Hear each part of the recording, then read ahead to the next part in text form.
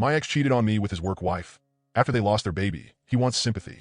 2 years ago, my ex-husband Tom, 35M, left me 36F for his work wife, Tammy, 25F. I had never really liked her, even before discovering their relationship. The first time I met her was at a work event when I was heavily pregnant. She made a remark along the lines of, "You'd better step up your wife game, or I might steal him from you." 3 months later, she did. When Tom moved out, Tammy even came along to help him pack and tried to have a one-on-one conversation with me, saying she wanted to discuss how we would handle things going forward since she was going to be part of my life now. She also made a joke, saying, "Told you I'd steal him." Oddly enough, I'm grateful she did. At one point, Tom made a comment about Tammy being 23 and her brain not being fully developed, which completely changed how I felt about him. My heartbreak turned into relief. During the divorce, I ended up with everything because he was still in an affair fog, though we agreed to a 50-50 custody arrangement for the sake of our kids.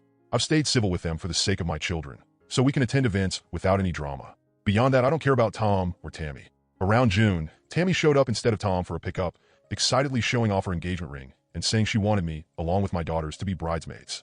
I didn't catch the rest because I was in a rush to get our cat to the vet. When I just replied, "Okay," it upset her, as I later found out through Tom's texts. Something similar happened in September. She told me she was pregnant, and my indifferent response upset her again. In December, when I saw her, she immediately said, "Tom's finally getting a son."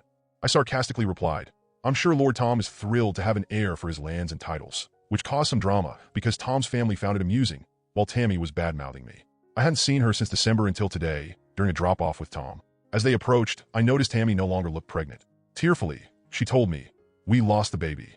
I didn't respond and instead told Tom that our second daughter had a birthday party the next day and our oldest had gymnastics later in the afternoon. Tammy then screamed at me, calling me a heartless BH and bitter, before storming off with the girls' bags. Tom told me I could have shown some humanity toward Tammy and reminded me that she's the kid's stepmother, regardless of my feelings.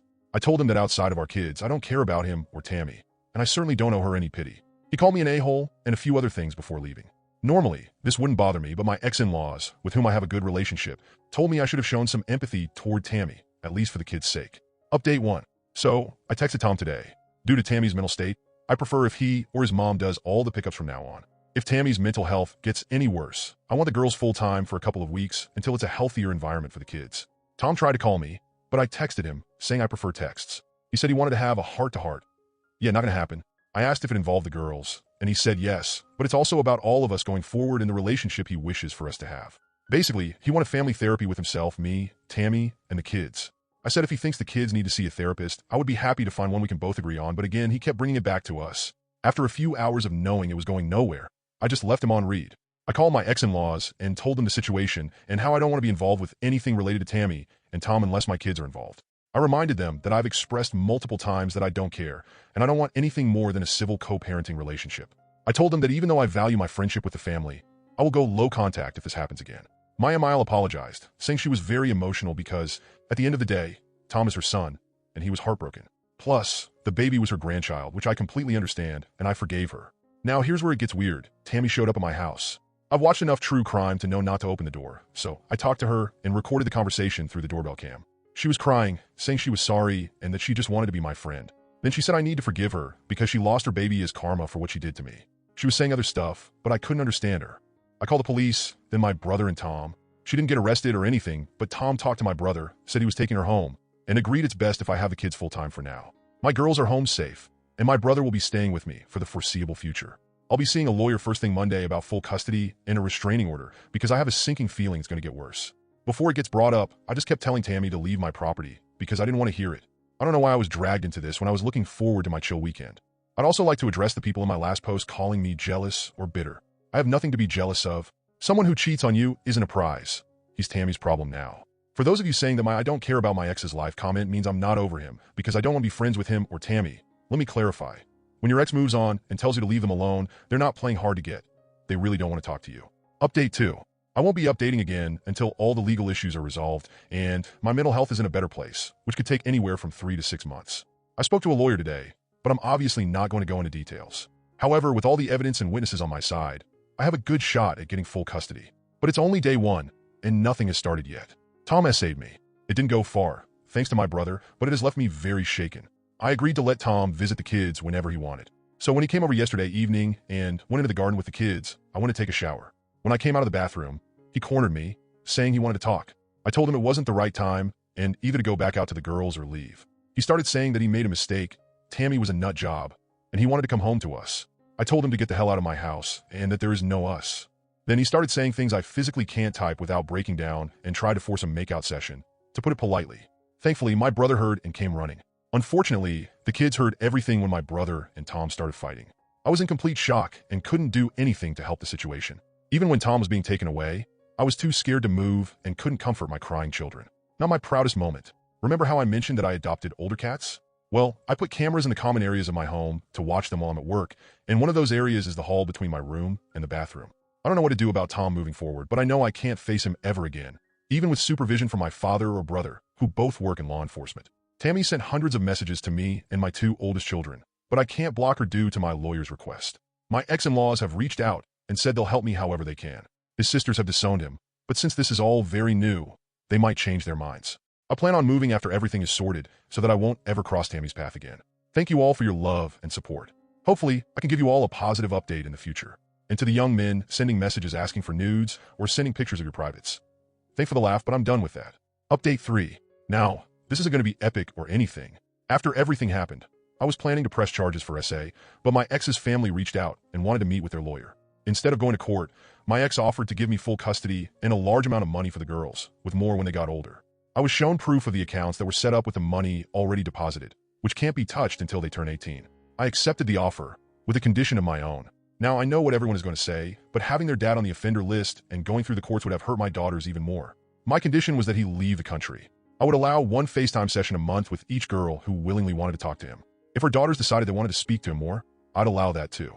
He agreed, and I haven't heard from him since. According to Tammy's Facebook Lives, he ghosted her and took their wedding fund that her dad gifted them. I couldn't get a restraining order against Tammy because apparently, unless she does something bad, she's not considered a threat, even though she has shown up at my home and the kids' school multiple times. But I guess that's fine in the eyes of the law. I'll be moving though. I'm not even going to drop a hint about where or when because Tammy, and pretty much everyone in our town, knows about this post after Tammy drunkenly read it aloud to shame me. As for my kids, they're not handling everything well. They hate their dad, but at the same time, they miss him. I'll put them in therapy and hopefully they can heal in time. As for me, I'm in therapy too, and I've realized I never want to get married again or even be in a romantic relationship. I want to be the cat lady everyone assumes is a witch. I don't know why we ever let society fool us into thinking marriage was better than a cozy life with cats. As for you, Tammy, I know you'll read this, but I wanted to thank you for stealing my husband. You did me the biggest favor in the world. Update 4. I've just gotten extra cameras and more security around my home. I have passwords of my daughter's schools for pickups, and a family member comes with me while I wait for them during activities like swimming and gymnastics. Mentally, we aren't doing well. The girls' social lives have taken a hit due to always being with an adult family member. And obviously, therapy is a slow process, not a magic fix. Hopefully, though, in a few months, things will get better. Now, for the reason behind this update, Tammy. She cornered me at our local shopping center, Mall for Americans. Realistically, I wouldn't be afraid because we're evenly matched physically, so it would be a fair fight. But nut jobs carry things, so I was nervous. I shouted at her to go away, but she kept insisting I hear her out. Then she'd leave me alone for good. So I did. Here's the short version of what she said. I wanted to apologize for everything I've done to you and my part in ruining your marriage. I was a young, stupid girl who sometimes got jealous because I knew Tom wasn't fully over you. I never meant to rub anything in your face. I was only trying to start a conversation in all those pickups because I thought if we became friends, I'd feel less guilty. I love your girls, and I'm glad I got to be their stepmother. I was looking forward to being a mom, but I guess karma had other plans. I wasn't in the best place mentally and fixated on you rather than dealing with my grief, which was wrong. I'm sorry. When I first read your posts, I was so angry at the monster you made me out to be, but it took my sister pointing out that you only spoke the truth. Once I calmed down and read them again, sober, I realized I was acting like a crazy person. I didn't mean for everything to go so far. I'm not going to bother you anymore, so you don't have to move. I would never hurt your daughters. It breaks my heart that you'd think that, but I guess this is goodbye. I said, screw it. I'll be honest with her.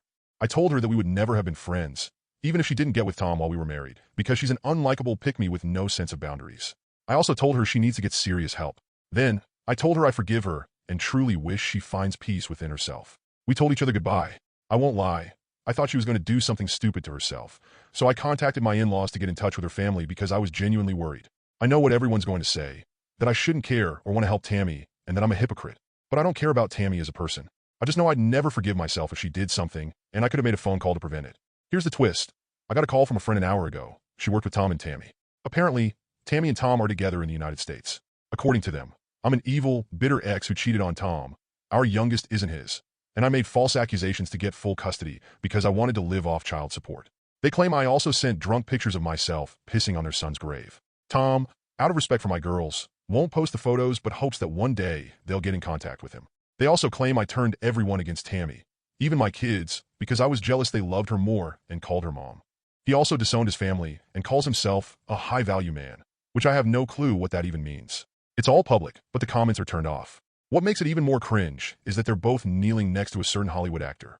My ex-in-laws are so embarrassed and wanted to take it down, but he's blocked them.